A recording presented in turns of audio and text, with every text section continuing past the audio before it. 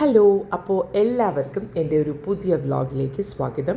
അപ്പോൾ നിങ്ങളീ കാണുന്നത് എന്താണെന്ന് വെച്ചാൽ ഞങ്ങളൊരു ട്രിപ്പ് പോകാൻ വേണ്ടിയിട്ട് കുറേ നാളായിട്ട് ഏകദേശം ഒരു വർഷത്തോളമായിട്ട് കാത്തിരിക്കുന്നുണ്ട്. അപ്പോൾ ആ ട്രിപ്പിന് വേണ്ടിയിട്ട് ആ ട്രിപ്പ് എവിടേക്കാണെന്ന് ചോദിച്ചാൽ കാശ്മീരിലത്തേക്കാണ്. എൻ്റെ അച്ഛൻ്റെ ഫുൾ ഫാമിലി ആയിട്ടാണ് ഞങ്ങൾ പോകുന്നത്. അപ്പോൾ എല്ലാ ബാഗും ഒക്കെ തലേ ദിവസമേ പാക്ക് ചെയ്ത് വെച്ചിട്ട് ഇവിടെ എയർപോർട്ട് വരെ ഒരു ട്രാവലറൊക്കെ ബുക്ക് ചെയ്താൽ പോകുന്നത്. അപ്പോൾ അതാ കാണുന്നത് നിങ്ങൾ. ഇതെൻ്റെ കംപ്ലീറ്റ് എൻ്റെ ചേച്ചിമാർ, ചേട്ടന്മാർ, അപ്പച്ചി, മാമൻ, പിന്നെ അച്ഛനമ്മ എല്ലാവരും ഉണ്ട്. അങ്ങനെ ഞങ്ങൾ എയർപോർട്ടിൽ എത്തിയിട്ടുണ്ട്. അപ്പോൾ ഇതാണ് നിങ്ങളിപ്പോൾ കണ്ടുകൊണ്ടിരിക്കുന്നത്.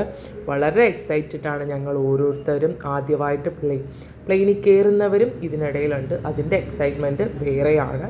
അങ്ങനെ ഹലോ അമ്മുസേ, മാളക്കുട്ടി, കാശ്മീർ യാത്ര എങ്ങനെ നിങ്ങൾ ആസ്വദിക്കുന്നു? പറയൂ, എങ്ങനെയുണ്ട്? എക്സൈറ്റ്മെന്റ് ഉണ്ടോ?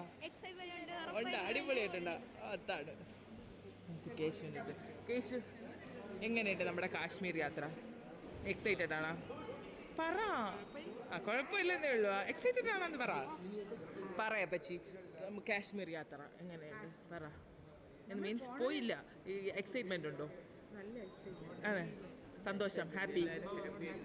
ഇതിൽ ഓരോരുത്തരുടെ അടുത്ത് അവരുടെ അഭിപ്രായം ഞാൻ ചോദിക്കുമ്പോഴും അവർ ഭയങ്കര ഹാപ്പിയാണ്.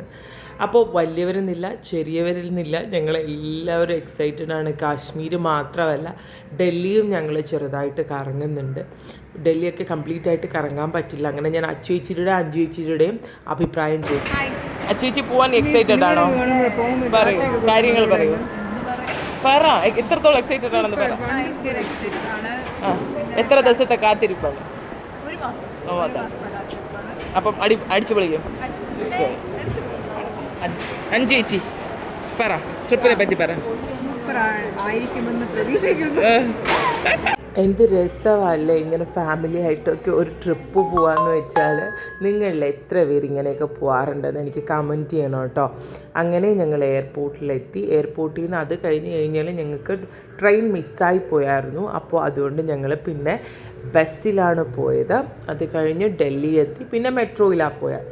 അപ്പോൾ ബാക്കി വിശേഷങ്ങളൊക്കെ ഇതിൻ്റെ പുറകെ ആയിട്ട് ഞാൻ ഇടുന്നുണ്ട്. ഇത് എത്ര പേർക്ക് എൻ്റെ വീഡിയോ ഇഷ്ടമായി എന്ന് എനിക്കറിയില്ല. നിങ്ങൾക്ക് ഏവർക്കും എൻ്റെ വീഡിയോ ഇഷ്ടമായെങ്കിൽ പ്ലീസ് സബ്സ്ക്രൈബ് ചെയ്യുക, ലൈക്ക് ചെയ്യുക, ഷെയർ ചെയ്യുക. അപ്പോൾ ഇനിയും നല്ല നല്ല നിമിഷങ്ങൾ ഞാൻ അവിടെ പോയതും ഡൽഹി എക്സ്പ്ലോർ ചെയ്തതും അയക്കാം.